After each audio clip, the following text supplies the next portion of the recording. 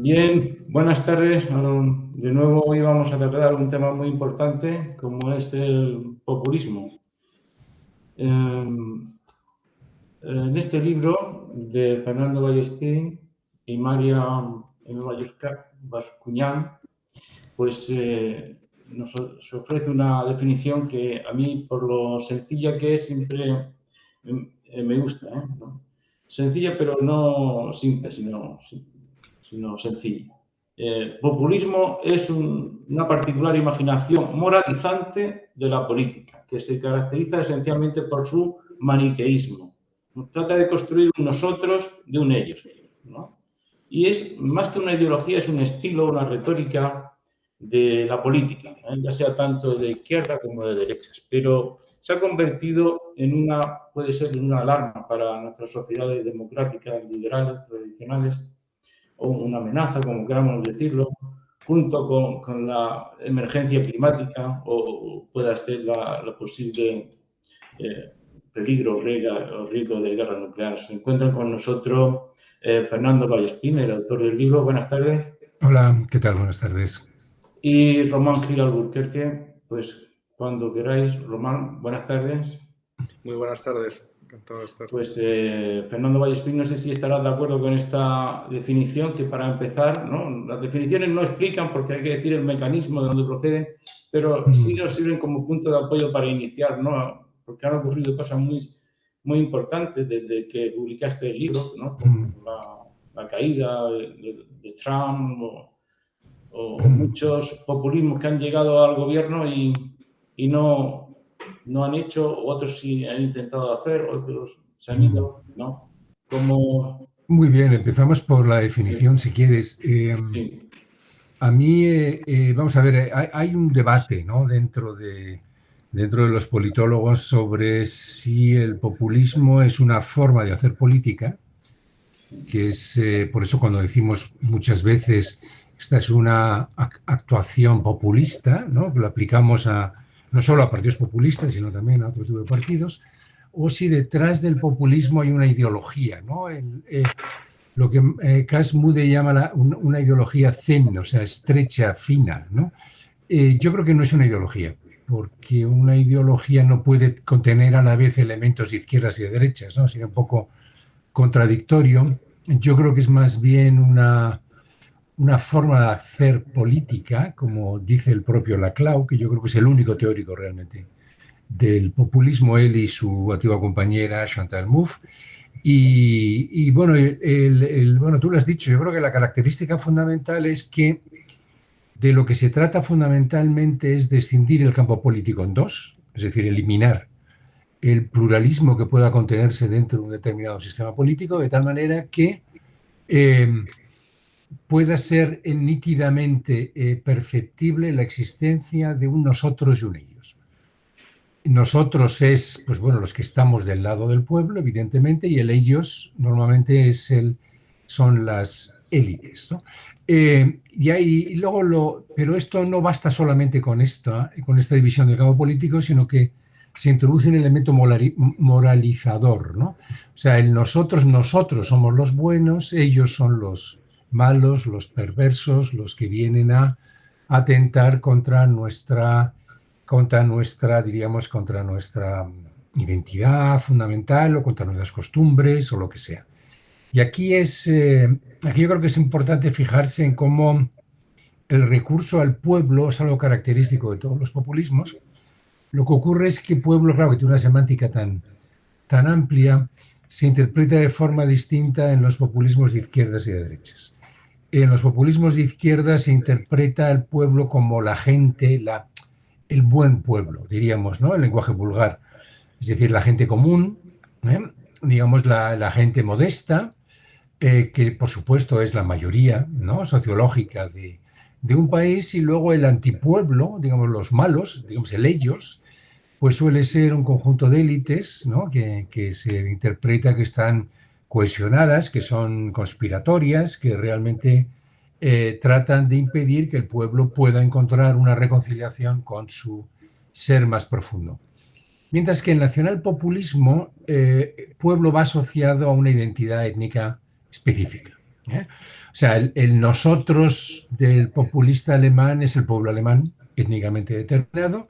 El ellos, aparte de las, digamos, son fundamentalmente las minorías de inmigrantes, pero también las élites, porque las élites están permitiendo que esas minorías de inmigrantes gocen de derechos o gocen de una serie de privilegios que lo que hacen es, en el fondo, atentar contra los verdaderos, ¿no?, intereses, contra los verdaderos intereses de lo que se entiende que es el pueblo alemán.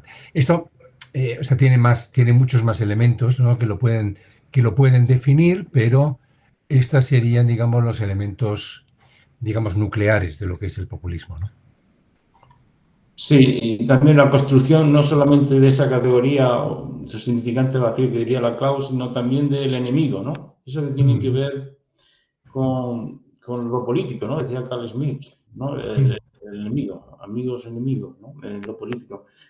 Román, ¿sí? Sí, esto, tras esta definición, luego explicas en tu libro cómo esto sucede en momentos de tránsito, ¿no? En momentos de crisis, en momentos difíciles, quizá porque en esos momentos es más necesario agarrarse a algo con seguridad, ¿no? Yo escuchándote, te iba a preguntar también cómo ves la evolución, ¿no? Pero claro, parece que lo fácil es eso, ¿no? Los maniqueísmos, el simplificar, el buscar una tabla de salvación frente a la complejidad de un sistema liberal abierto, donde hay una diversidad de intereses, de debates. Parece que lo fácil es una cosa y lo difícil otra, y sin embargo, que ha prevalecido en otros momentos y nos ha llevado muy lejos, un poco antinatural.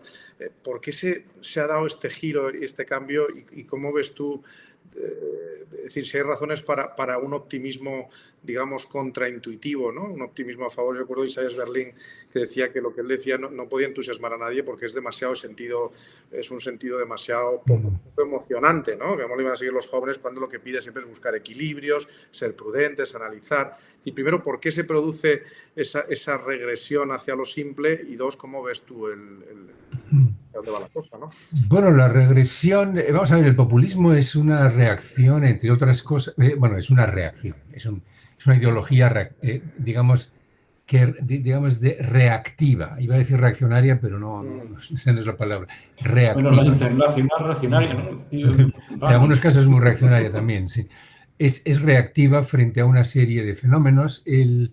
Yo creo que el fenómeno, al menos en Europa, estamos hablando de Europa o Estados Unidos, el fenómeno frente al que reacciona fundamentalmente, yo creo que es doble. Por un lado, reacciona frente a una política tremendamente tecnocratizada, es decir, una política donde realmente al pueblo pues no se le presentan alternativas, ¿no? Es decir, bueno, pues hay que decidir lo que hay que decidir. Estamos en el mundo de la globalización, los mercados si no nos penalizan, hay que seguir las reglas, ¿no? Eso el principio de Margaret Thatcher de there's no alternative, ¿no? O sea, que no hay alternativas realmente a todo este conjunto de situaciones, ¿no? Eso por un lado, pero por otro lado también el populismo tiene mucho que ver con las migraciones, ¿no? Indudablemente, ¿no? Es decir, que porque el populismo tiene un componente al que antes no he aludido, que es el componente emocional, ¿no? Y claro, lo que se apela realmente en esa retórica, que es el elemento sustancial del populismo, a lo que se apela fundamentalmente es precisamente a lo emocional, ¿no? Es decir, de lo que se trata es de captar a la gente no a través de razones, por eso simple, sino, digamos, captar a la gente tratando de vincularles a emociones que todo el mundo de un modo u otro siente. Es decir, todo el mundo ama su país, todo el mundo ama la bandera, todo el mundo pues siente ahí un vínculo emocional con lo propio, ¿no? Y de lo que se trata, en último término, pues en eso, ¿no? Es en armar una coalición a partir de aquellos que comparten todo un conjunto de emociones, y para ello pues es imprescindible, desde luego, una determinada retórica, y el mejor elemento dentro de esa retórica es definir quién es el enemigo. Por tanto, ahí hay un componente de eso de que Jonathan Haidt ha llamado muy bien como de moral tribal, ¿no? en el sentido de que se funde el código de la moral, bueno o malo, se funde con el código de la tribu, nosotros, ellos, ¿no? Entonces, bueno es lo nuestro, malo es lo de el otro, ¿no? Y entonces, claro, ahí hay un componente, diríamos, aquí es donde viene también el componente moralizador, ¿no? Entonces, o sea, los nuestros siempre tienen razón, y tienen razón porque yo lo siento así, no porque yo, digamos, racionalmente haya llegado a esa conclusión, sino porque a mí mis emociones me dictan dónde está lo correcto. Y el otro, el adversario, o el enemigo, si se quiere, el enemigo pues es, digamos, quien me provoca, digamos, este malestar que yo siento como miembro de este grupo, ¿no? Entonces, claro, hay un elemento siempre dentro del populismo, un elemento que por un lado es de construcción del pueblo, a la vez que se expulsa a algún sector de ese pueblo del mismo, ¿no? Sí, no sé, si queréis sigo abundando. Lo que pasa es para permitir más. Yo es que escuchándote lo que pienso es, y yo no sé si hay claro, esto igual es demasiado general, pero esta tendencia es reversible. No sé, el otro día leía con preocupación a alguien que decía que igual la democracia es una excepción, que se verá en la historia como algo, la democracia liberal, es decir, como algo extraordinario, puntual. Desde luego no ha sido lo habitual históricamente, y ese fin de la historia hegeliano, pues yo quisiera seguir creyendo en él, porque me parece muy razonable, pero hay motivos para... Yo no sé si es optimismo, lo estoy diciendo quizás desde un punto de vista ideológico. Yo parto de que yo prefiero esa complejidad liberal rica, ese ideal de mezcla de republicanismo y liberalismo de que hablas en tu libro también, pero vamos hacia eso, y esto también aprovechamos para preguntarte, ¿qué tendencias ves desde que escribisteis vuestro libro? Uy, ese es un tema muy interesante, ¿no? Vamos a ver, podemos ir por seleccionando diversos puntos, ¿no? Yo creo que, sobre todo porque entre medias ha ocurrido la pandemia, ¿no? Sí. Y yo creo que la pandemia pues, nos ha permitido comparar, ¿no? Regímenes en manos de populistas de los que no estaban en manos de populistas. Por eso la pandemia yo creo que nos ha aclarado bastantes cosas. Bueno, yo empezaría por lo siguiente, vamos a ver. Creo que es muy relevante la distinción entre sistemas presidencialistas y sistemas parlamentarios para explicar el populismo. Es decir, el populismo es tremendamente peligroso en los sistemas presidencialistas, no es tan peligroso en los sistemas parlamentarios, y me explico. Vamos a ver, los sistemas presidencialistas se montan sobre una doble fuente de legitimidad, ¿no? Que en el fondo es la misma, es decir, es el pueblo el que designa quién debe mandar, quién debe gobernar, ¿no? Pero claro, en los sistemas presidencialistas el presidente es elegido por el pueblo, exactamente igual que el Parlamento, con lo cual su fuente de legitimidad es equivalente. Esto no ocurre en los sistemas parlamentarios, donde quien es elegido por el pueblo es evidentemente el Parlamento. Sistema representativo, y luego el Parlamento elige al primer ministro o al presidente de gobierno. Fijaros, ¿no? Porque el jefe del Estado realmente no tiene capacidad de acción política, con lo cual no cuenta los efectos que aquí nos interesan. Entonces, claro, cada vez que el presidente se enfrenta al Parlamento, se enfrenta en nombre del pueblo. Claro, no tendría sentido que un presidente del gobierno se enfrentara a un Parlamento en nombre del pueblo. Y una cosa yo creo que muy interesante que está ocurriendo es muy interesante que está ocurriendo y lo estamos viendo sobre todo, por eso el populismo triunfó en América Latina, porque son sistemas presidencialistas, además sin grandes controles, como sí existían, por ejemplo, y existen en los Estados Unidos, ¿no? Eso permitió que el populismo pudiera triunfar. Esa frase, ¿no? de Chávez, ¿no? De yo soy pueblo, ¿no? Eso vestirse con la bandera venezolana, ¿no? O sea, es decir, yo represento al pueblo, yo solo, una sola persona, porque que lo diga una cámara parlamentaria tiene sentido porque en definitiva esa cámara es plural. Sí. O sea, digamos que representa a todo el pueblo porque representa las distintas opciones que se presentan a la elección.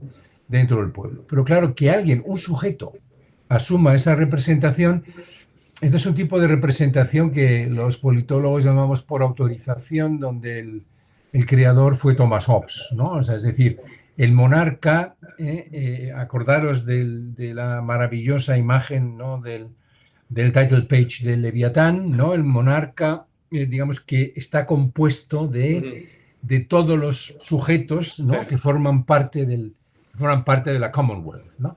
Pues bueno, a eso es a lo que aspira el populista, ¿no? Fijaros también el caso de Marine Le Pen y su última campaña presidencial. Ya el póster que sacaron era fantástico, ¿no? Porque reflejaba realmente el núcleo fundamental del populismo. Una bandera de Francia muy grande, ella vestida de blanco con un pañuelo azul y rojo, o sea, ella también, o sea, no de una manera tan chabacana como Chávez, pero ella también estaba vestida con la bandera de Francia, y abajo no ponía vote Marine Le Pen, ¿no? O Rassemblement National, como se llama ahora. Decía vote la France. Sí. O sea, votándome a mí, usted vota a Francia, ¿no? Es decir, esta es digamos, el voto por hipóstasis, se puede decir, ¿no? Pues ahí se hipostasían todos los elementos que diferencian el país, se disuelven en la figura del líder populista. Por tanto, claro, ahí lo que se predica es la posibilidad de romper, y este es el peligro del populismo, romper con uno de los principios básicos fundamentales de la democracia liberal, que es el pluralismo. Claro. Es decir, de lo que se trata es precisamente eliminar el pluralismo, es decir, de unificarse para eliminar a un supuesto enemigo y que quedemos solo el pueblo autogobernándonos a través de un líder, ¿no? Bueno, pues esto solo se consigue realmente en los sistemas presidencialistas, por lo que he dicho, los sistemas parlamentarios, y aquí hay un tema muy interesante que yo creo que ha ocurrido, por ejemplo, en España, es cómo partidos originariamente populistas se disuelven y se convierten en partidos, digamos, normales, entre comillas, ¿no? Creo que es el caso de Podemos. O sea, Podemos ya no oís hablar de la gente, en las élites, de la casta, la casta. Es decir, esos dualismos, ¿no?, con los que operaba se van disolviendo. Se van disolviendo. ¿Y por qué se disuelven? Pues porque la propia arquitectura del Parlamento elimina la posibilidad de que un grupo reducido del Parlamento pueda arrogarse el ser el único representante de eso que se llama la gente o el pueblo. Entonces, ¿qué pasa? Que los demás no representan a la gente. O sea, eso es insostenible. El presidente de los Estados Unidos sí lo puede decir, porque tiene una mayoría, no la mayoría popular, pero bueno, según las reglas de Estados Unidos, tenía la mayoría como para poder pronunciarse en nombre del pueblo.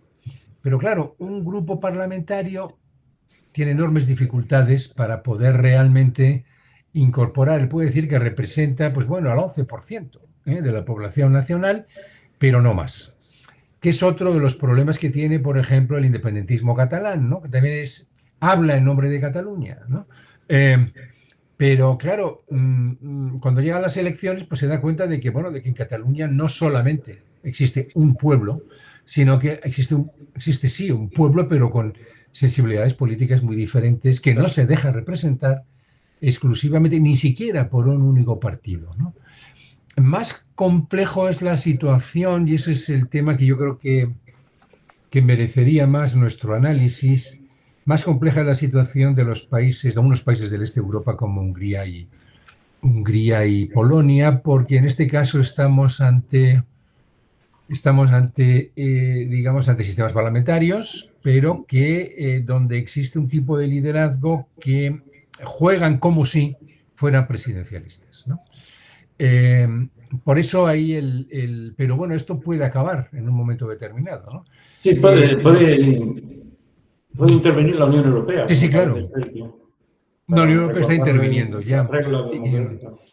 Pero a mí lo que me resulta interesante del supuesto polaco-húngaro es que realmente nos marca cuál es el íter, ¿no?, que siguen los partidos populistas una vez que tienen acceso al poder, ¿no?, que se caracteriza fundamentalmente, lo hemos visto también en América Latina, por ejemplo con Chávez mismo, por recurrir al mismo ejemplo, que consiste fundamentalmente en tratar de eliminar la división de poderes, sobre todo la independencia judicial, por un lado, por tanto, todo el poder para el Parlamento.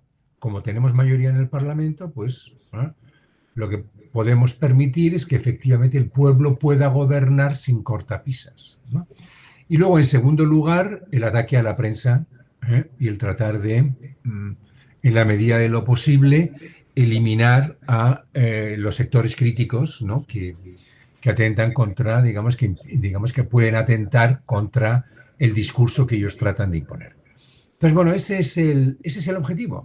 Entonces, claro, si consiguen eliminar la libertad de prensa, que nunca lo consiguen del todo, porque evidentemente para eso no tienen más remedio que eliminar Internet en último término, y eso pues es muy difícil de sostener hoy en día.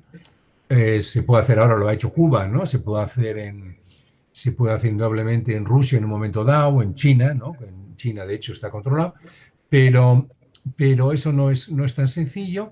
O bien eliminas, digamos, a los controladores del poder. Vamos a ver, la característica fundamental de esa adjetivación, ¿no?, que es imprescindible para poder hablar de sistemas democráticos, que es lo de liberal, es el control del poder. Y entonces, claro, el populismo a lo que aspira es a que la mayoría popular elimine cualquier posibilidad de control de poder.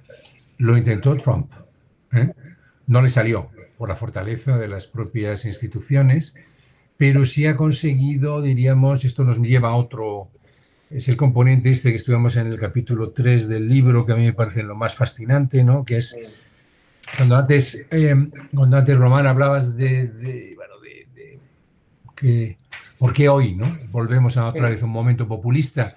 Pues bueno, precisamente porque digamos, en los momentos populistas se favorecieron mucho por la radio, por la televisión, sobre todo la aparición de los canales privados. Berlusconi es inimaginable, o un Jesús Gil es inimaginable sin eso, y ahora lo es también en gran medida por las redes sociales, ¿no?, que es lo que te permite, sobre todo las redes, lo que son muy buenas es para transmitir, es decir, para apelar a las emociones, para tocar las emociones, para incentivar, ¿no?, emociones en las dos direcciones, emociones negativas, o sea, odio, pero también, digamos, entrar en elementos, digamos,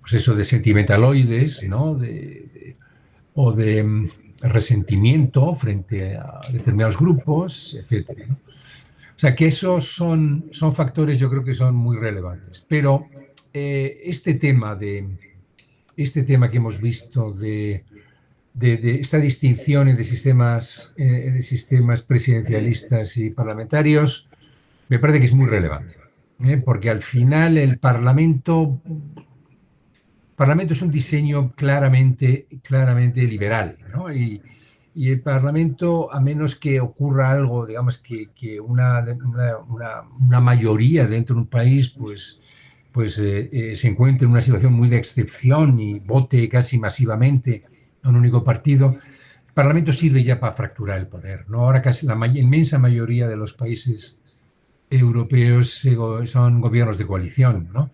Y eso ya es un mecanismo de control por definición. Los populistas, salvo en el este de Europa, solo acceden a gobiernos de coalición sí. Es decir, que es muy difícil que entren en el poder si no es a través de un gobierno de coalición. Y claro, el entrar en gobiernos de coalición, eso también lo hemos analizado en el libro, el entrar en gobiernos de coalición lo que hace es debilitar enormemente, digamos, la capacidad que tienen los partidos populistas para imponer condiciones, ¿no? Porque claro, digamos, los no populistas pues también pueden establecer determinados vetos, ¿no? O sea que este es un factor, yo creo que muy relevante.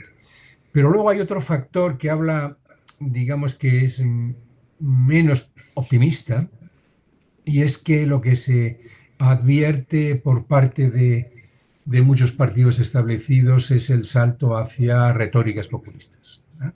Pues muy fácil, ¿no?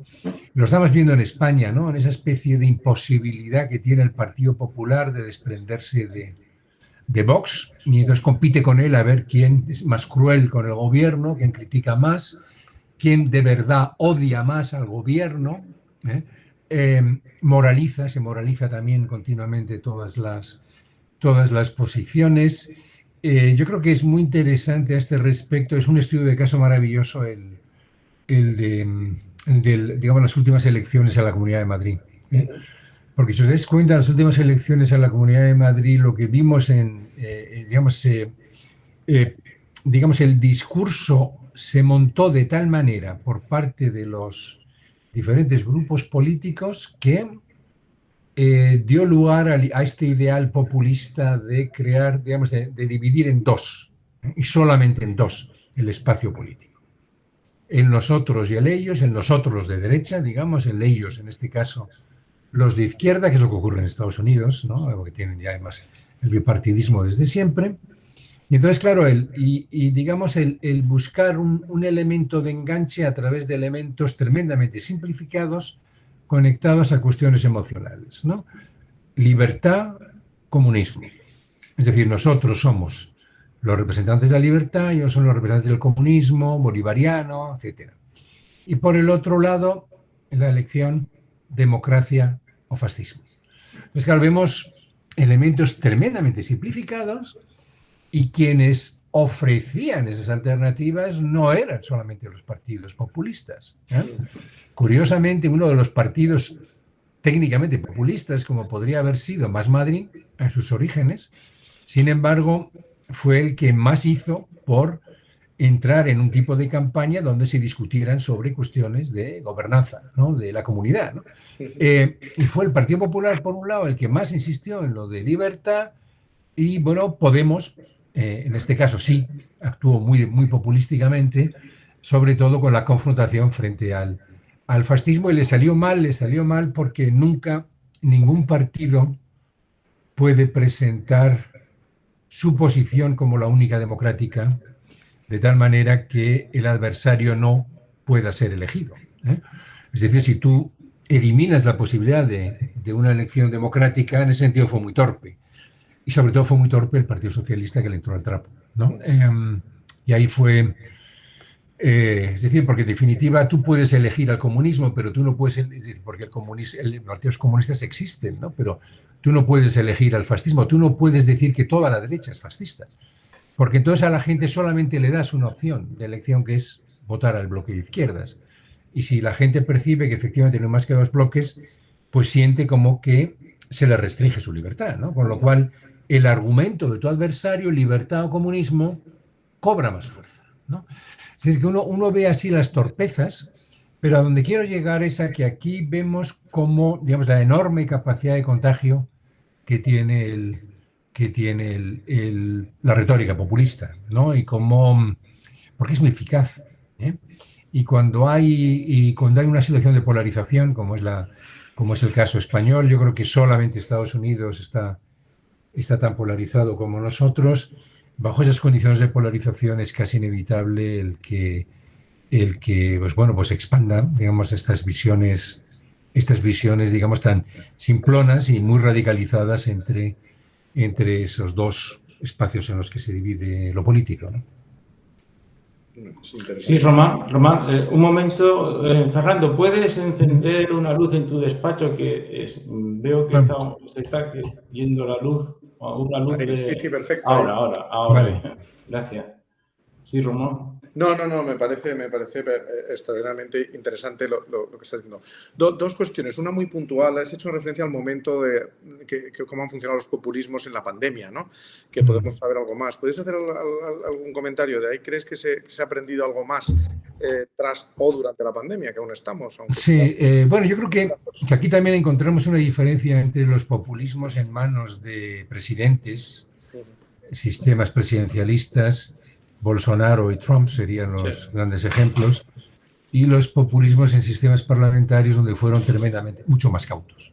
Pero una de las características del populismo, precisamente porque es antitecnocrático, porque su discurso se monta en contra de las élites y se monta muy en particular en contra de las élites europeas, que son a las que se acusa sobre todo de ser tecnocráticas, es que, claro, ellos siempre llaman a desconfiar de los expertos. Los expertos son añagazas, son estratagemas del adversario, digamos, para llevarnos al huerto, ¿no? Es decir, para crearnos confusión, ¿no? Para evitar que estemos unidos, etc. Entonces, claro, esa maravillosa, digamos, esas imágenes donde salía a la vez Trump y Fauci, ¿no? Michael Fauci, ¿no? Que era el representante de la ciencia, podríamos decir, frente al representante de la pasión populista, ¿no? Que era Trump, pues claro, hizo que en Estados Unidos entrara tarde, ¿no? A combatir el fenómeno. En Brasil, todos lo hemos visto, todavía siguen sufriéndolo. Es decir, los machos no necesitan llevar mascarilla. Recordad que por la calle, viendo quién llevaba mascarilla y quién no llevaba mascarilla, en Estados Unidos se sabía quién votaba demócrata y quién votaba republicano, lo cual es fascinante, que es aterrador por un lado, pero es fascinante por otro. Al final, indudablemente, al ver el número de muertos, etcétera, pues evidentemente la gente cambió. Es decir, vamos a ver, yo creo que la pandemia nos ha permitido establecer comparaciones entre sistemas políticos, ver cuáles han funcionado mejor, peor, cómo ha reaccionado, establecer qué mecanismos tienen de defensa frente a, digamos, situaciones de excepción que permiten restringir libertades. Pensad que quien más libertades restringió fueron los países del este de Europa, entre otros Hungría. Creo que todavía no se ha vuelto a reunir el Parlamento, en el caso húngaro. Es decir, que aprovechan para cerrar el Parlamento y aquí pues se gobierna por decreto. O sea, que uno se da cuenta que realmente ese impulso autoritario que hay detrás de los movimientos populistas, pues, digamos, se verifica empíricamente, ¿no? Mientras que los sistemas más convencionales, pues, suelen atender más a la realidad empírica, suelen apoyarse más en criterios del conocimiento experto y, por tanto, pues, bueno, su capacidad de reacción yo creo que indudablemente ha sido mejor, es decir, no se ha dado el salto a la demagogia por parte de ninguno de los líderes políticos europeos, con la excepción, eso también es interesante, quizá de Johnson al comienzo, ¿no? En el Reino Unido, que también fue uno de los países que más metió la pata, por cierto, digamos, al inicio de la pandemia, ¿no? Y bueno, ahí yo creo que es donde bueno, nosotros tenemos que tomar nota a dónde pueden conducir los gobiernos populistas. Si tienen la posibilidad de decretar un estado de excepción, lo harán encantados de la vida, porque de otras razones permite que esa gran aspiración suya de que, digamos, de eludir mecanismos de control, pues se elimina de golpe y porrazo, ¿no? Por supuesto, en lugares ya donde no hay democracias formales, por lo menos en el sentido que le damos nosotros, como Turquía, pues este tipo de acciones pues son infinitamente más fácil y no es necesario esperar a una situación de excepción incluso para erosionar los poderes que controlan, ¿no? La acción de alguien como Erdogan, ¿no? Por supuesto, el caso de Putin y de todos los demás, pues es evidente. Pero estos son elementos también, yo creo que interesantes. Y hay quien dice que hay una nueva forma de populismo que se asocia, curiosamente, también al tecnocratismo, ¿no? Que sería un poco, digamos, Macron, ¿no? Sería como una especie de populista tecnocrático, ¿no? Que lo que hace es jugar, ¿no? Apelar, diríamos, a la necesidad, ¿no? de atender a, es lo que llaman el tecnopopulismo o algo así, o el tecnocratopopulismo, del que se suele hablar mucho en Francia. Yo no sé si llega tanto, pero bueno, podría ser un estudio de caso interesante para ver también esa forma a través de la cual, pues, los partidos tradicionales se contagian, ¿no? de los partidos populistas. Pero fijémonos, por ejemplo, en pandemia, una vez más, Italia. Salvini, la Lega y el 5 Estrellas se someten a un gobierno tecnocrático bajo la dirección de Draghi. Es decir, hay mucho en juego como para que si nosotros somos quienes tienen que gestionar algo tan complejo como puede ser esta crisis, podamos salir mal parados, ¿no? Lo cual muestra también pues, una cierta cobardía, ¿no? Por parte de dos partidos, ¿no? Que en algunos lugares pues, parecen muy fanfarrones, pero cuando llega este tipo de situaciones dicen, seamos cautos, ¿no? Protejámonos con un líder de este tipo y luego ya, una vez que salvemos la crisis, pues ya veremos cómo salimos adelante. Muy interesante. En esto de las emociones, estaba buscando ahora una historia que me contó un abogado que había tenido una conversación con Miquel Roca. Hace ya unos años, cuando todavía no estaba tan mal la situación, pero ya estaba bastante mal, sobre el tema del nacionalismo catalán y la separación, hablando de las emociones, ¿no?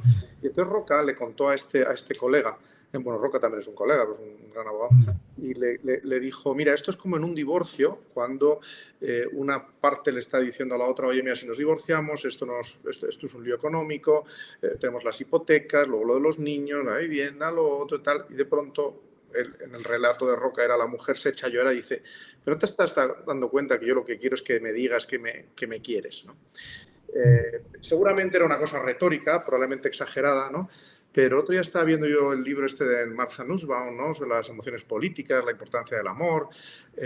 Por otra parte, recuerdo cuando Bertrand Russell trataba de explicar que la Primera Guerra Mundial, él cree que al final es que la gente llega a un momento en que necesita violar, matar, dejarse llevar por emociones fuertes.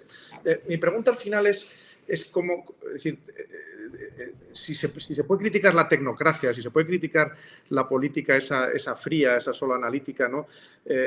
¿Cuáles son los grados suficientes de las emociones, o nos tenemos que olvidar de la emoción en la política, en tu opinión también? Porque en el libro veo, y yo estoy de acuerdo con ella, una crítica, ¿no? Hacia dónde pueden llevar estas simplificaciones y esas tal, porque al final acabas con la democracia, das todo el poder a una persona y haces, yo creo que eso es una cosa mala, ¿no? Pero realmente las emociones juegan un papel muy importante en nuestras vidas y en la vida política también. ¿Tú te inclinas a que es mejor que las intentemos arrancar y sea una cosa más aburrida, pero más eficaz y menos dolorosa?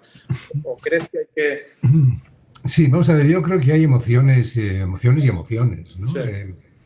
Sí. Para empezar, vamos a ver la distinción razón-emoción, que es una distinción con la que funcionamos, sobre todo a partir de la Ilustración, pero bueno, que ya los propios griegos, ¿no? O sea, a Platón le preocupaba muchísimo, ¿no? Que la gente se llevara por el pathos en vez de por el logos.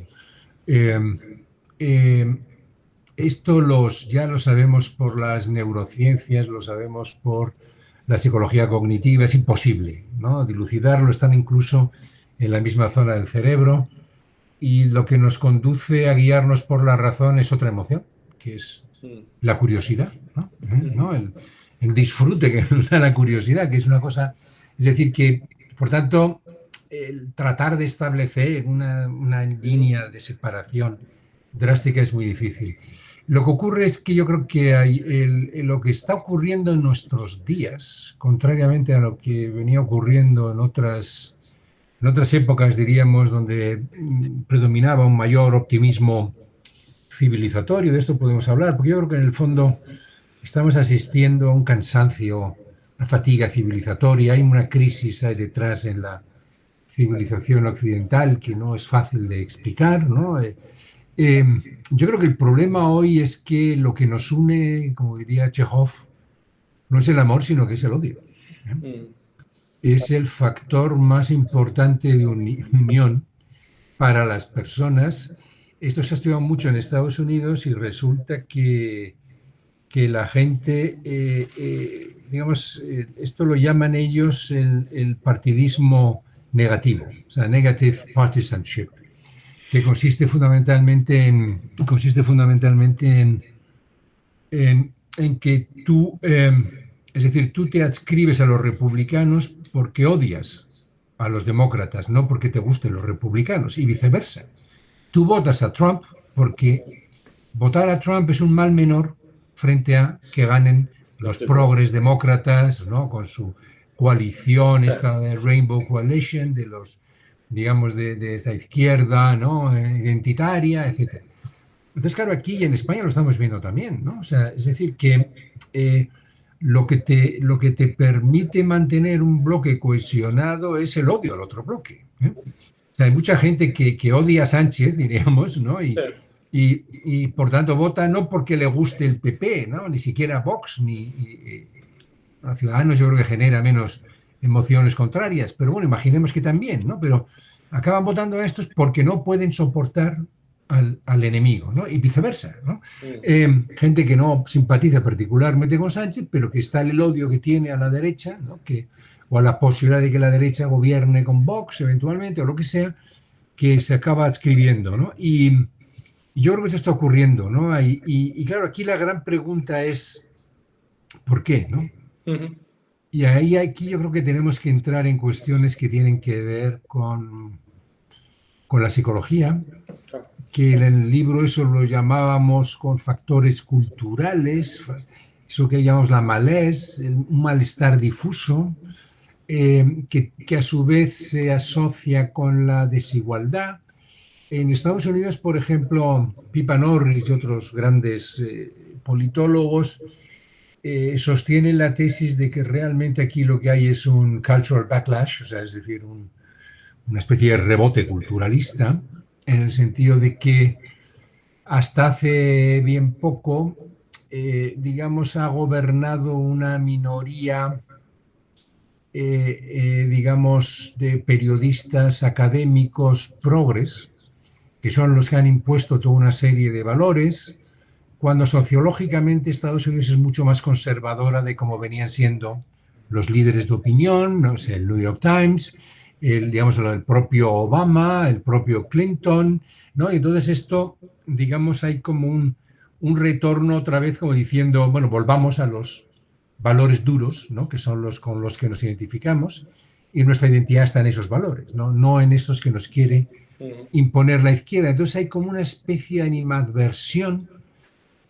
sobre todo a ese mundo académico periodista de la costa este triunfante, que encima se las da, no trata de imponer una forma de consumo. Hay un análisis precioso en un libro que se monta sobre un estudio que se hizo que se llama el Prius o Pickup Truck, o sea, es decir, que es donde uno incluso por las pautas de consumo se puede saber ya qué vota cada persona en Estados Unidos, ¿no?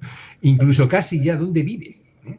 O sea, te puedes saber realmente en qué tipo de barrios, puedes saber a quién se vota, ¿no? Entonces, digamos que hay como dos sociedades dentro de la misma sociedad, ¿no? Y entonces están en una grave oposición. O sea, hay como una especie de desvertebración de la sociedad, ¿no? En dos grandes bloques que no se soportan, pero donde, digamos, el bloque, digamos, que representa a los que tienen mayor nivel educativo, se ve por parte del otro bloque como, digamos, es decir, genera más animadversión el universitario académico de Harvard que va dando lecciones que el rico de Florida, que bueno, que siempre dentro de esa ideología americana, pues bueno, se ha construido a sí mismo, por tanto, pues está muy bien que sea rico. Es decir, que las clases más modestas, así, digamos, de los blancos, evidentemente, de los estados del interior, eso que llaman los red states, ¿no? Pues bueno, han definido, han creado un maniqueo, ¿no? Que es del demócrata progre, que bueno, como diciendo, pero ¿quién se creen que son, ¿no? Estos señoritos, ¿no? De Harvard y de las universidades de la Ivy League, que están en, pues eso, en la CNN, que están en el New York Times. Entonces hay como una necesidad casi visceral, ¿no? de atacarles, ¿no? Y bueno, pues ese tipo de malestar que nosotros muchas veces, porque en Europa está mucho más difuso, tiene mucho que ver con la nueva desigualdad, tiene mucho que ver con, en el caso francés, por ejemplo, con digamos, el que digamos, personas de origen inmigrante sean los mayores beneficiarios de, digamos, de gasto social, ¿no? Porque ya compiten, ¿no?, con los inmigrantes por ver quién. Por eso también quienes más votan a este tipo de partidos son personas que habitan en zonas que están en situación económica mucho más crítica, que están habitadas por personas más mayores, suelen ser varones quienes los votan. O sea, es decir, son dropouts, ¿no?, dentro de un sistema donde lo que prevalece es, diríamos, un discurso donde lo bueno es lo cosmopolita, donde son esas élites que son una mezcla de élites económicas y por supuesto, intelectuales, ¿no?, que son los que tratan de dar lecciones de cómo hay que ser, ¿no? Cuando la gente dice, bueno, yo a mí lo que me gusta son las fish and chips, que me dejen de pedir que hay que comer vegano y que hay que integrarse en Europa. No, yo lo que quiero es recuperar mi vieja comunidad que he perdido, ¿no?, en los county lands, ¿no?, del medio del Reino Unido, ¿no? Y eso funciona. Y a ellos sí les saben dirigirse muy bien los movimientos populistas. Pero claro, ahora, interrumpidme cuando queráis, porque ya veis que me pongo a hablar y si no, no hay quien me calle. Es interesantísimo. No, ahora, por ejemplo, una cosa muy interesante es que este movimiento, diríamos, que trata de ver una conexión entre populismo y neotecnocracia, está apreciando cómo muchos partidos populistas están comenzando a dar el giro hacia algo diferente. Por ejemplo, Marine Le Pen ahora va de verde, de ecologista. Es decir, se ha apropiado. Mélenchon lo mismo. Es decir, la izquierda populista francesa. Se han apropiado de la cuestión verde. Y entonces, claro, uno dice, bueno, pero si empiezan a hablar ya más de la ecología que de Francia, o hablan, digamos, de la necesidad de poner límites a esa voracidad del capitalismo, ¿no?, por seguir contaminando, etcétera, y hablan menos de los inmigrantes, algo está pasando, ¿no? Hay un autor francés que ha sacado un libro ahora, un tocho gordísimo, que se llama Corcuff, Philippe Corcuff, que se llama La Grande Confusion, o sea, la gran confusión, donde se refiere a esta especie de mezcolanza ideológica como con el nombre de confusionismo, ¿no? Confusionismo, o sea, que es como que ya no se sabe bien dónde está la izquierda, dónde está la derecha, porque la izquierda francesa se ha hecho nacionalista, porque quiere conectar bien con las personas del interior. Yo creo que Francia ha sufrido ahí un caos con los chalecos amarillos, ¿no? Es un tipo de movimiento inexplicable, bueno, no tan inexplicable, pero inesperado, al que se han apuntado gente, digamos, de orígenes muy diferentes, políticos, ¿no? Y esto ha provocado, diríamos, que la izquierda tradicional, socialdemócrata, por ejemplo, ¿no?, incluso la comunista, esté un tanto desorientada, y que, sin embargo, estos grupúsculos nuevos dentro de la izquierda del identitarismo, este woke americano, ¿no?, está empezando a morder muy fuerte allí, y esto está generando reacción de una izquierda nacionalista francesa, por supuesto por parte de la derecha, Macron con su cosa esta liberal tecnócrata.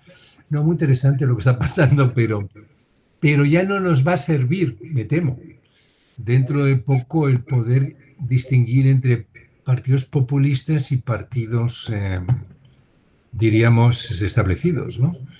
Porque cada vez hay una mayor interpenetración entre unos y otros, ¿no? Lo hemos visto con Podemos, cómo se va perdiendo esos elementos. Lo estamos viendo ahora con el Frente Nacional. Vamos a ver cómo evoluciona. Vamos a ver, yo creo que solamente dentro de los países germánicos continentales, en los países escandinavos, Alemania, no Austria, Holanda también es una cuestión aparte. digamos, nos encontramos todavía digamos, opciones políticas que nos recuerdan aquello que existía hace 20 años. En el resto yo creo que hay un cambio tremebundo dentro del cual es muy difícil orientarse. Hay veces que se compara esto a la anterior gran crisis mundial, ¿no? En el momento de surgimiento de populismos en los años 30, que bueno, que algunas de las cosas que estás contando, ¿no? Pues ese cansancio, ¿no? El fin de la cadencia de Occidente, también las luchas sociales, también amplios sectores sociales que no se sentían incluidos, por supuesto, con el crack del 29 y demás, ¿no? Que acaba pues una gran hecatombe donde el mundo se tiene que reconstruir de dos maneras muy diferentes en el sector comunista y en el otro, pero que es una lección donde se acaban las veleidades y donde se reordena el orden mundial. ¿Tú crees que estamos en algo parecido a una gran crisis otra vez, o todo esto se va a ir reabsorbiendo y más o menos ordenando en ese fin de la historia anunciado, ¿no? Con sus crisis, pero controlable? No, yo creo que estamos ante un gran estancamiento civilizatorio, un gran estancamiento económico, pero la situación va a seguir funcionando muy bien. Hay un libro que os recomiendo de un autor conservador católico estadounidense que escribe en el New York Times, debe ser parte de la cuota conservadora, digamos, que se llama La Sociedad Decadente. Él se llama Ross Douthat, o sea, D-O-U-T-H-A-T. Y Ross Douthat sostiene una tesis que, bueno, que sostiene... La sociedad, también, perdóname, Fernando, la sociedad... Decadente. Decadente, perdón. Sí.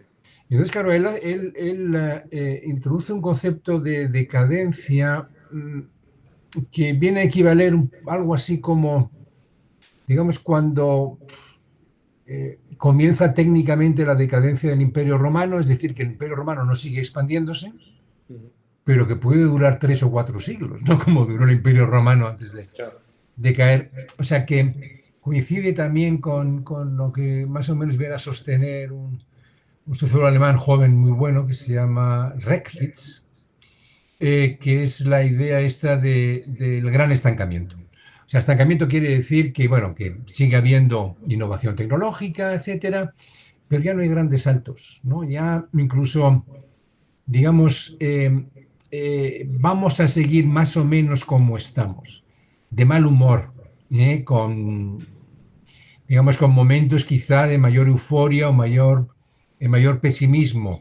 O sea, no vamos a ser la sociedad, esas dinámicas, ¿no?, de progreso que venían siendo el mundo occidental, pero tampoco va a ser tampoco nos vamos a derrumbar, ¿no? O sea, sino que podemos durar así 2 generaciones, ¿no? O sea, que a menos que la situación con China y tal, pues efectivamente. Y luego, además, es que lo que tenemos delante, y este es el tema, es cambio climático. Este es un tema, claro, que yo creo que nuestro problema civilizatorio tiene que ver con la ausencia digamos, con el miedo al futuro, ¿no? La ausencia de poder tener expectativas optimistas cara al futuro. Es decir, lo que podemos ganar por crecimiento tecnológico lo podemos perder después como consecuencia digamos, de tener que hacer toda una serie de renuncias, ¿no? Para prepararnos frente al cambio climático. Por otro lado, pues somos cada vez más reticentes a aceptar algunos avances tecnológicos. Hoy veíamos ya, ¿no?, las noticias estas, ¿no?, de cómo el sistema israelí utilizado, ¿no?, esta vigilancia, esta supervisión líquida, ¿no?, pues que hay 60.000 periodistas, ¿no?, en el largo del mundo están siendo controlados por sus gobiernos. Es decir, esto nos hace sentir mal, ¿no? Es decir, aquí está ocurriendo algo que se nos va de las manos. Las propias redes sociales nos generan una situación. Yo creo que vamos, y ahora he escrito un libro sobre eso que saldrá un librito, saldrá en septiembre, octubre. Vamos hacia una sociedad postliberal, ¿no? Cada vez, sobre todo donde más se nota es en que cada vez somos menos tolerantes, ¿no? Y cada vez y en eso es donde realmente está triunfando el populismo, ¿no? Es decir, ese negarte, ¿no?, esa moralización de la posición propia, ¿no? Esa presentación de tus opiniones como si estuvieran hechas de piedra, ¿no?, que no se pudieran alterar, ¿no?, que que no las presentas a un debate para ver si se sostienen, sino que tú las afirmas por encima de cualquier cosa, ¿no? Eso, digamos, eso blindar las opiniones con tus emociones o con tu moral, ¿no? Pues eso va en contra de nuestra tradición de la tolerancia, y yo creo que eso no vamos hacia una sociedad iliberal, pues sociedad iliberal, si una sociedad donde ya ha habido un cambio, digamos, institucional en la línea de lo que está ocurriendo en Hungría o en Polonia, ¿eh? Es decir, que habrá elecciones, etcétera, pero no hay control del poder propiamente dicho. Yo creo que, bueno, aquí seguirá habiendo controles, etcétera, pero que es más bien, digamos, un cambio en la cultura política, ¿no? Una cultura política mucho más intolerante, mucho más tribal, menos vamos a pasar del pluralismo al tribalismo. O sea, que ahí se perciben un conjunto de cambios que, asociados a esta especie de cansancio civilizatorio del que hablamos, pues bueno, puede durar, podemos seguir así durante mucho tiempo. Llevamos 20 años en que realmente hemos perdido mucho, digamos, mucha capacidad de dinamismo dentro de las sociedades nuestras, ¿no? Pero bueno, no se va a hundir el bote, ¿no? O sea, es decir, que así podemos seguir durante mucho tiempo, ¿no? Es como quien tiene ahí una afección, ¿no? De salud y tal, y puede seguir 10, 15, 20 años, 30 años, ¿no? Incluso puede morir de otra cosa, ¿no? A pesar de que eso originariamente podía haber sido grave, ¿no? Y eso, y bueno, es muy interesante analizarlo, pero yo creo que el populismo no se explica sin ese trasfondo, ¿eh? Que es una mezcla de factores que se combinan de una manera muy interesante y que, dependiendo del lugar y dependiendo, digamos, también de la propia capacidad de aparición de un determinado tipo de liderazgo, porque si no hubiera aparecido Trump, pues igual hubieran gobernado los republicanos con otro líder no populista en un sentido estricto, ¿no? O sea que, entonces, claro, el hecho de que apareciera un Trump, o sea, no había, o sea, no había algo así como una necesidad histórica para que apareciera ese tipo de perfil, mientras que, en cambio, sí había algo parecido a una necesidad histórica para que una república como la de Weimar pudiera, aunque hay interpretaciones distintas, ¿no? Pero pudiera acabar en una dictadura. Quizá no una dictadura tan dura como la nacionalsocialista, pero yo creo que ahora es más, ahora quizá tendemos a exagerar también algunas cosas.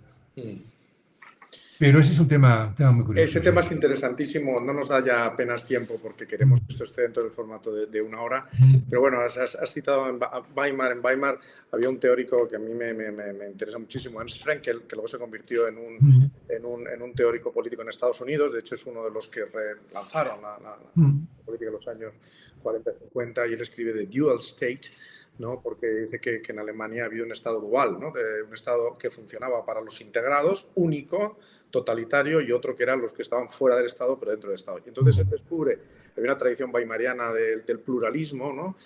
Esa defensa de los sindicatos con la capacidad de actuar, de hacer convenios colectivos, esta idea, y él descubre en Estados Unidos que es una sociedad pluralista ya, que esto es muy interesante y una cosa que me hubiera gustado hablar contigo. Claro, Estados Unidos la fundan distintas comunidades religiosas que quieren vivir autónomamente y que son muy radicales y que son muy fundamentalistas, pero que son respetadas en su capacidad de vivir autónomamente, y él de ahí deriva que eso es un blindaje frente a las posibilidades excesivas del Estado. No es maravilloso, son fundamentalistas la mayor parte de ellos, no están dispuestos a aceptar, pero sí todos respetan que el otro exista. Ya no, ese es el problema que tiene Estados Unidos. Claro, ese respeto claro, es lo que se ha perdido. Por parte de ambas partes, ¿eh? Más que ver el movimiento woke, ¿no? Pues lo que hace es cancelarte, o sea, te pide ejercer tu libertad de expresión, por ejemplo, ¿no? Es terrible. Yo formo parte de una familia hispano-norteamericana, mis sobrinos, mis hermanos, mi hermano es, en fin, de esa élite, en fin, pero las familias están divididas por la mitad, el país está imposible, se dejan de hablar los amigos del colegio, es una cosa tremenda, ¿eh? Y nosotros vamos por esa vía, como no hagamos un esfuerzo por y un país donde siempre ha respetado mucho unos grados de diversidad, de autonomía. Claro, también los barrios se dividen étnicamente, se dividen tal, pero de alguna forma se respetan y funcionan. Era una cosa que este Frenkel decía que tenía que ver con ese pluralismo, ¿no? Que igual no es el ideal integrador, pero que tiene sus contrapesos contra los excesos de un Estado que cae en manos de una persona, ¿no? Es totalitario, pero no lo sé, quizá eso también ha hecho contrapesos, aparte de los contrapesos institucionales, a ese. Sin duda. No sé, pero bueno, no sé, Antonio, porque la verdad es que esto es extraordinario. Sí, no, yo recuerdo que Darío, tu hermano, el vicepresidente de IBM, decía que la administración iba a resistir a Trump. De hecho, ha resistido. A ver, mi hermano es uno de los asesores de tecnología de la Casa Blanca y también lo fue con Trump. También Estados Unidos sé que mi hermano no es ideológico. Mi hermano no es ideológico. Mi hermano es un doctor del MIT, que es el que dirige el ordenador cuántico y dirige inteligencia artificial de IBM Mundial. Entonces, pero esto también dice mucho de Estados Unidos. Mi hermano no sé lo que pensará y no hace declaraciones políticas. Pero él era un asesor, uno de los 8 o 10 que hay asesores de tecnología de Casa Blanca con Trump y con Biden. Sí. Tiene que decirlo, ¿eh? O sea, no, eso es importante. Tienen esa capacidad, Sí. Y también el tema de la decadencia de Occidente que ha dicho Fernando, muy llamativo, porque nosotros aquí nos... Estancamiento, vamos a llamarlo así. No, pero un escritor, amigo nuestro, Michel Houellebecq, francés, habla de la decadencia de Occidente, que Francia, pues habrá que adaptarse. Si China emerge, como pues ya ha emergido, pues habrá que adaptarse. Y eso nos lleva a las causas, ¿no? Saber las causas del populismo. Y hay que ser comprensivo, por ejemplo, con el populismo en Estados Unidos, pues ver la desastrosa, el ataque neoliberal, ¿no? Cómo se ha atomizado a la gente. Entonces, pues hay que comprender el votante, ¿no? De Trump, ¿por qué vota Trump? Porque se ha sentido, como bien ha dicho Fernando... Pero a mí más que eso me da mucha pena y me preocupa. Pero no compartirlo, claro. Un país que ha sido siempre con todo integrador, con todo orgulloso de una pertenencia común, de un proyecto común, ¿no? Con una sensación de... O sea, es un modelo de una diversidad tan rica, ¿no? Y con un poderío tan grande como de pronto da pena ver esa desvertebración, efectivamente, que antes era una vertebración, pero muy rica también en sus diversidades, en sus pluralismos, en sus energías muy diversas, ¿no?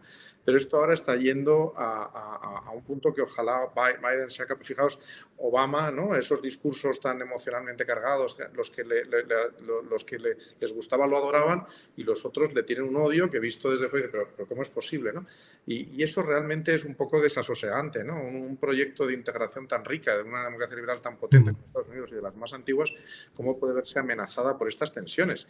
Ahora mismo no escuchamos a medio Estados Unidos, muchos no escuchamos, que están en sus redes y sus mundos, que siguen exactamente igual que cuando perdió Trump. El 80%, nos decía el otro día un politólogo norteamericano que estuvimos en nos decía que siguen pensando que las elecciones se las han robado. Eso es muy sin duda, sí, grave. Eso es increíble. Es muy grave. Podemos ver una sorpresa que de pronto vuelvan a ganar y no entendamos a Estados Unidos, ¿no? Sí, es un problema de hasta guerra civil. Pero hay otra cosa que quería para ir terminando, que Fernando ha insistido en ella, es la crisis en la representación política, de los partidos políticos.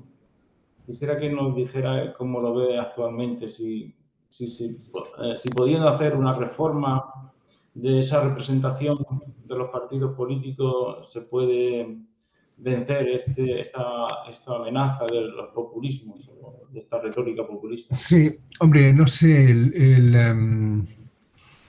los partidos, diríamos los partidos establecidos, los así llamados partidos establecidos, indudablemente están en una crisis porque están perdiendo gran parte de sus votantes tradicionales, ¿no? O sea que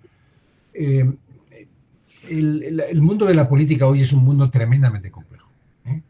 Entonces es muy difícil adecuar ese mundo tan complejo a las propuestas, la oferta de propuestas políticas tradicionales, ¿no? Con las que venían operando los partidos tradicionales, y valga la redundancia, ¿no? Por eso, digamos, se recurre a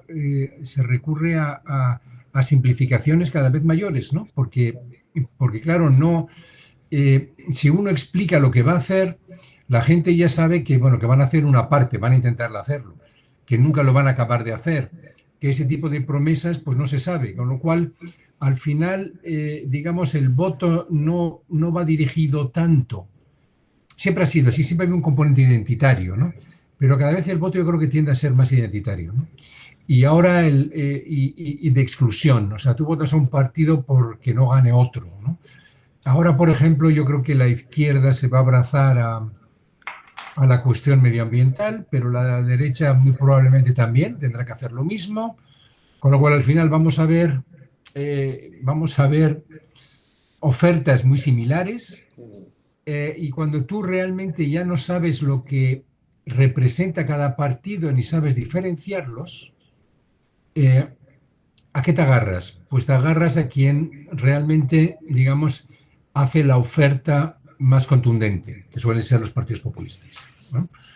Entonces, bueno, eso lo decía Chantal Mouffe muy bien, ¿no? Dice, bueno, pues es que los sistemas democráticos es elegir un partido u otro, es elegir entre pesicola o guacola, ¿no? O sea, ¿qué más da? Al final es cola. Cambio nosotros, los populistas, no, ofrecemos otra cosa. Pero claro, el populismo tiene... ¿Cuál es el problema del populismo? Desde la perspectiva ideológica ahora, ¿eh? El problema del populismo es que piensa que puede resolver esta crisis de civilización, llamémoslo como queramos, este mundo de la globalización, de las migraciones, etcétera, volviendo a las soluciones de antes, ¿eh? Estado nacional, fronteras, economía nacional, identidad nacional. Oiga, no, esto ya no es recuperable, ¿eh? No es recuperable. Hoy veía yo en el diario El País, ¿no? Como hay en los pueblos de España vaciada, ya están llamando, ¿no? a que vayan inmigrantes a vivir para sobrevivir. Es decir, que dentro de nada, lo que antes nos parecía que era la esencia, ¿no? Del país, ¿no? Que eran las comunidades del interior, etcétera, pues, digamos, eran multirraciales, multiculturales. Bueno, es decir, estamos en otro mundo ya, ¿no? Entonces, claro, ahí es donde yo creo que el populismo tiene su lado más débil, y es que la gente ya no se cree que esas soluciones sean realmente factibles, pero la gente sí quiere que sigan predicando a favor de determinados valores que consideran, digamos, que están dentro de su propio, digamos, de su núcleo emocional político, ¿no? Como la identidad nacional, el preservarla dentro de lo posible, aunque saben que esto pues, a largo plazo va a ser muy difícil, digamos,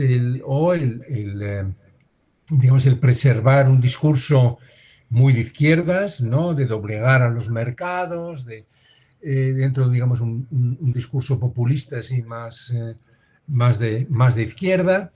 Entonces yo creo que lo que sí quieren es que estén presentes dando la batalla por eso, o bien, como en el caso de nuestro Vox, pues en contra, diríamos, de digamos, participando de la guerra cultural en el lado contrario, donde están las feministas, los trans, ¿no? Donde que en las escuelas pues se diga lo que se dice o no se diga lo que se dice. O sea, o sea, en el fondo yo creo que no quieren que gobierne Vox, ¿eh? Lo que quieren es mantener viva esa guerra cultural, ¿eh? Y entonces, pues bueno, yo creo que desde el momento en el que un partido como Vox, en el caso español, pues si viera que puede tener opciones para ganar, yo creo que entonces empezaría inmediatamente, casi automáticamente, a disminuir, ¿no? Sí. Y eso lo hemos visto también en otros países europeos. Por ejemplo, una cosa muy interesante que ha pasado en Alemania es que la AfD ha bajado...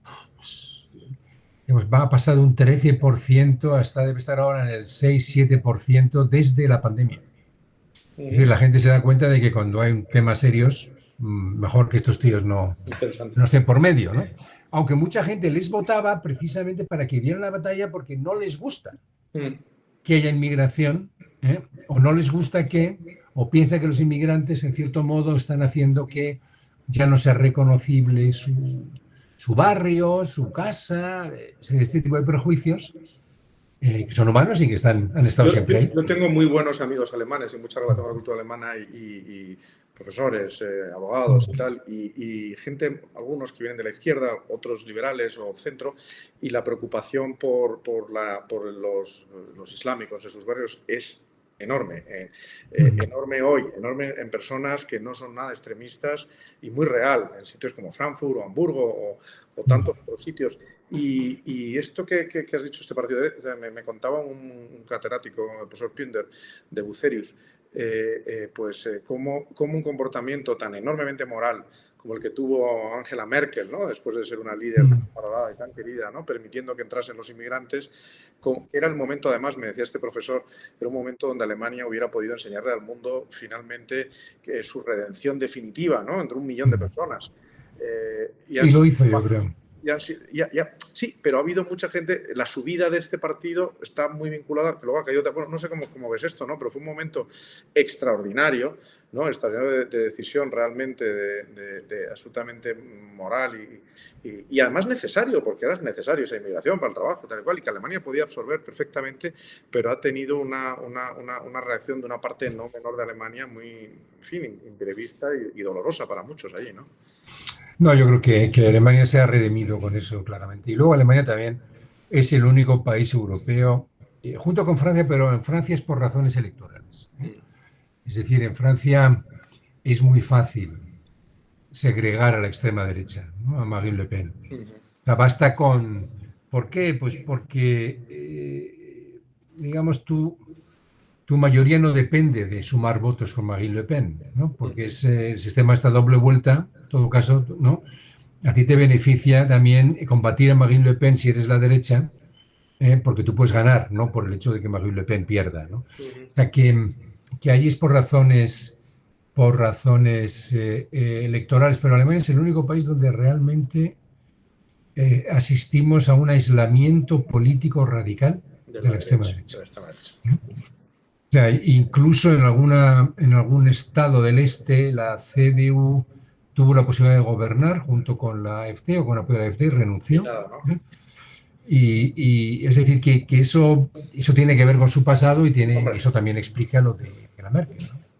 O sea, Francia no hubiera dejado entrar a ese 1 millón de personas, ni cualquier otro país europeo que yo tenga en mente hubiera permitido. Sí, eso fue realmente sorprendente. Coincide con la imagen del niño muerto en la playa, ¿recordáis? Esa imagen que se distribuyó por todas las redes y que...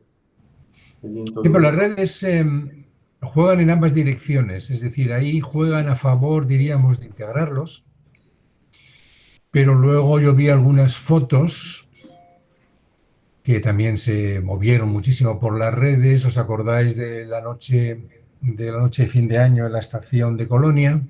Sí, de migrantes así con aspecto, digamos, de árabes escupiendo a rubias que salían corriendo y agarrándolas por el pelo.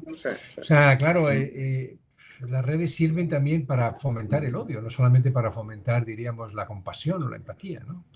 Y yo creo que esa ambivalencia es la que es interesante, ¿no? O sea, porque del mismo modo en que uno puede machacar a la gente, ¿no? Pues eso, con ese tipo de imágenes negativas uno también puede buscar lo contrario, ¿no? Sí. Y lo que pasa es que se mueven más fácilmente quienes no necesitan argumentar que quienes necesitan argumentar. Y ese es el problema. Hace poco hablamos aquí en los encuentros de Humanidad y Filosofía con Daniel Innerrite y con Jesús González Mateos del Canal Europa, y nos hablaba de la peculiaridad de España, que el Partido Verde no tiene visibilidad y Merkel se va a retirar. Entonces, esos son dos factores que dejan a España así un poco indecisa, ¿no? Porque Merkel, sin la moderación, ¿no? O la política como algo tecnocrático de Merkel y sin posibilidad de tener un partido verde, no se sabe muy bien en España cómo el resultado que va a tener todo este cambio después de la pandemia y con la nueva crisis económica y social que se avecina, post-pandémica. Pues entonces, si... Yo sí que tengo una respuesta al tema este de por qué no tenemos Partido Verde. O sea, no tenemos Partido Verde primero por porque tenemos partidos nacionalistas o independentistas, por un lado, y por otro lado, porque teníamos un bipartidismo imperfecto. Es decir, de lo que se trataba era de evitar que ganara nuestro adversario, ¿no? Y entonces, claro, votar a un tercer partido o un cuarto partido, ¿no? Con perfil verde no se veía en un país como España, no se veía como una necesidad, diríamos, objetiva, ¿no? O sea, que ese es el... entonces yo creo que por eso no había posibilidades, pero bueno, estoy seguro que más país va a coger la bandera verde con toda seguridad. Seguro. El problema es ver si le sale o no le sale. Bueno, yo creo que tenemos que ir terminando, Antonio, porque queremos que luego esto lo vea mucha gente dentro de un tiempo que no vaya contra la convención de toma de prisioneros, ¿no? Bien, pues así es. Muchísimas gracias a Fernando y a Román Gil, y a Fernando Vallespín y a Román Gil Albuquerque. Y esto podemos terminarlo con una frase que viene en el libro de Populismos, al final del gran Ralph Dahrendorf, que dice: el populismo de los unos es la democracia de los otros, y a la inversa. O sea que esto sigue todavía por el debate adelante, o sea, podemos seguir hablando y debatiendo sobre el asunto. Muchísimas gracias, y Fernando... Gracias a vosotros, ha sido un placer. Muchas gracias. Placer y podemos ir desconectando, y podéis desconectar y... Perfecto. Fenomenal. Y hasta luego. Buenas tardes. Hasta luego. Chao. Abrazos. Abrazos. Muy bien, pues como siempre, retirado en la paz de estos desiertos, con pocos pero doctos libros juntos, vivo en conversación con los difuntos y escucho con los ojos a los muertos, si no siempre entendidos, siempre abiertos, o enmiendan o fecundan mis asuntos, y en músicos callados contrapuntos al sueño de la vida hablan despiertos. Grandes almas que la muerte ausenta, de injuria de los años vengadoras, libra, oh gran don Josep, docta la imprenta. En fuga irrevocable huye la hora, pero aquella, el mejor cálculo cuenta, que en la lección y estudios nos mejora. Espero que haya sido así. Hasta el próximo encuentro.